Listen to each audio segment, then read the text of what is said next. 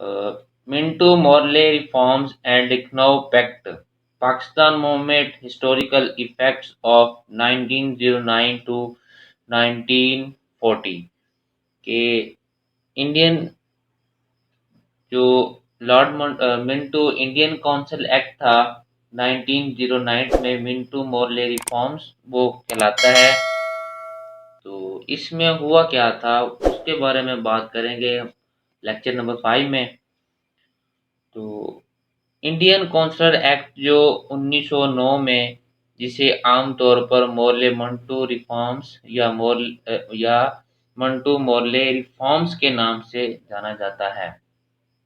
ये जो 1909 में ये एक्ट हुआ था वो ज़्यादातर मिंटो मोर्ले की रिफॉर्म से ज़्यादा जाना जाता है।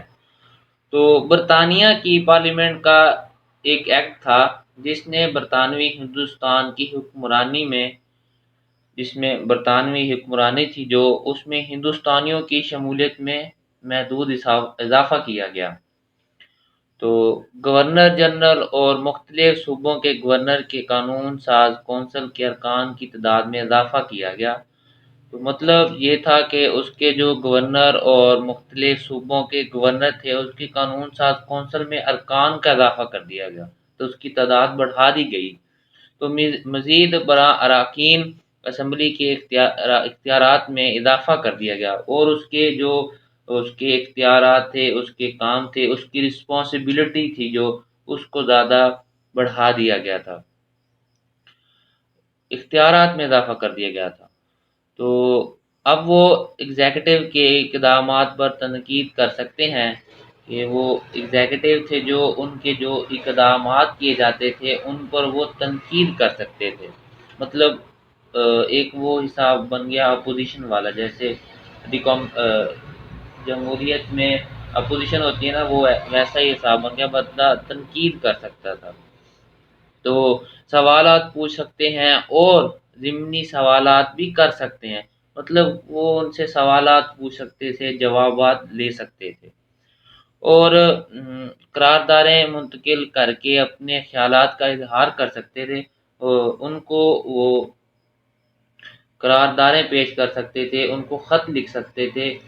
तो अपने ख़यालात वो शेयर कर सकते थे कि हम ऐसा चाहते हैं कि ऐसा हो जाए, एक्ट बना सकते हैं। उसके अलावा कानून साज कौंसिल में मफाद आमद के अमूर पर भी तबादला इख्तियार किया गया।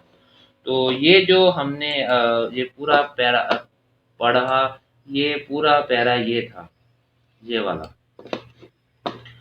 तो इसमें the Indian council act 1909 commonly known as the Morley Minto reforms और मिंटो मॉर्ले रिफॉर्म्स, यही बातें आपको बताई गई इस पूरे पैराग्राफ में।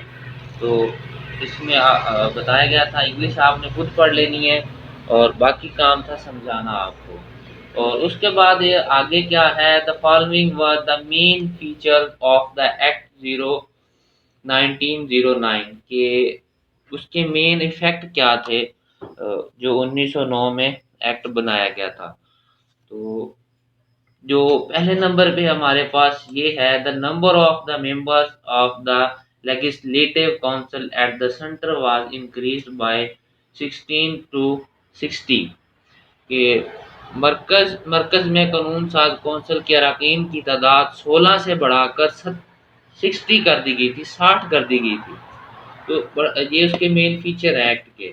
और उसके बाद जो हमारे पास सेकंड है वो है the number of the members of the provincial लेजिस्लेटिव्स was also increased के सूबाई कानून साजों के अरकान की तादाद में भी इजाफा किया गया।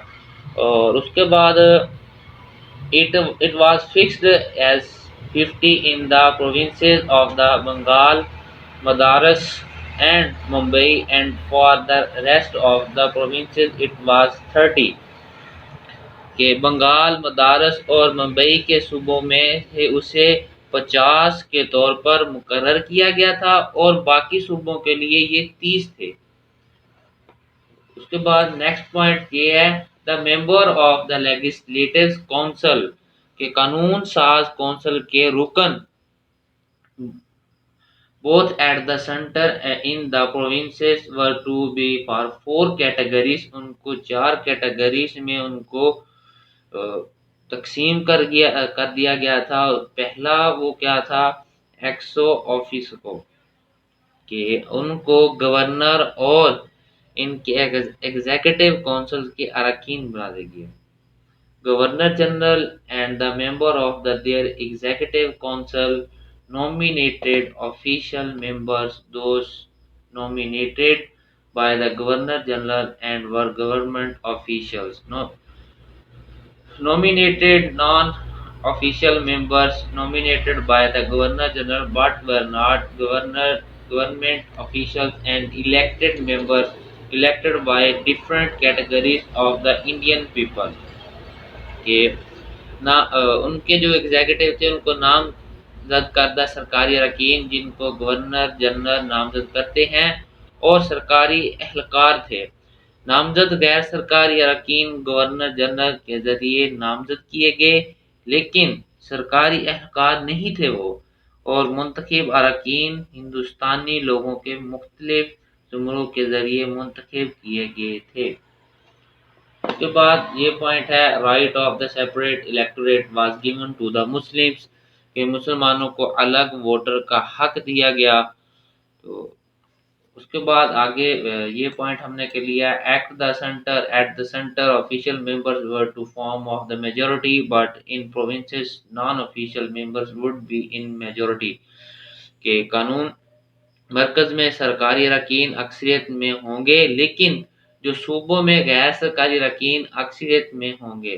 جو مرکز میں ہے سرکاری اراکین میں ہوں گے، لیکن جو صوبوں میں غیر سرکاری اراکین کی اکثریت میں ہوں گے.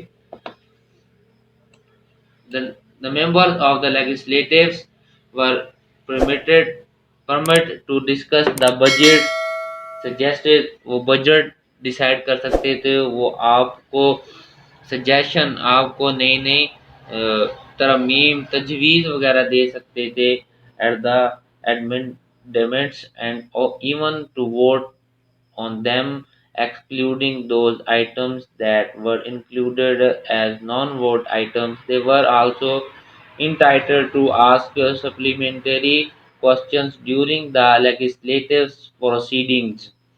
کہ وہ قانون سازی کی کارروائی کے دوران، مطلب جب قانون سازی ہو رہی ہوتی ہے، قانون بن رہا ہوتا ہے، تو اس کے دوران وہ ضمنی سوالات پوچھ سکتے ہیں. ضمنی سوالات کا مطلب ہوتا ہے وہ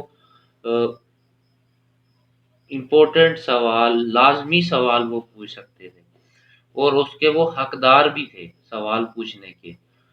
تو اس کے بعد the secretary of the state for Indian was empowered to increase the number of the executive councils of Madaras and Mumbai from 2 to 4. تو اس کے بعد secretary of state for India کے مدارس اور ممبئی کے ایگزیکٹو کونسلوں کی تعداد 2 سے بڑھا کر 4 کر دی گئی تھی. 2 ہندوستانی کو سیکرٹری آف اسٹیٹ برائے ہندوستانی کونسل کے نامزد کیا گیا تھا. 2 Indians were nominated to the council of the secretary of state for Indian affairs. تو یہ ان کے بارے میں کیا گیا تھا. اس کے بعد کرٹیسزم ہے، اور criticism demand of responsible government was rejected, کہ اس کو ریجیکٹ کر دیا گیا تھا، کہ ذمہ دار حکومت کا مطالبہ مسترد کر دیا گیا، اور ذمہ داروں اور صنعت کاروں کی اہمیت بڑھ گئی جس کی نمائندگی عام ہندوستانی کرتے تھے. Importers of the landlords of industrial increase which represented by the common Indians. Restricted franchise women were not given to the right to vote، کہ محدود حق رائے خواتین کو ووٹ کا حق نہیں دیا گیا تھا. تو اس کے بعد ہندو ری ایکشنز ہے، کہ ہندوؤں کا اس کے بارے میں رد عمل کیا تھا.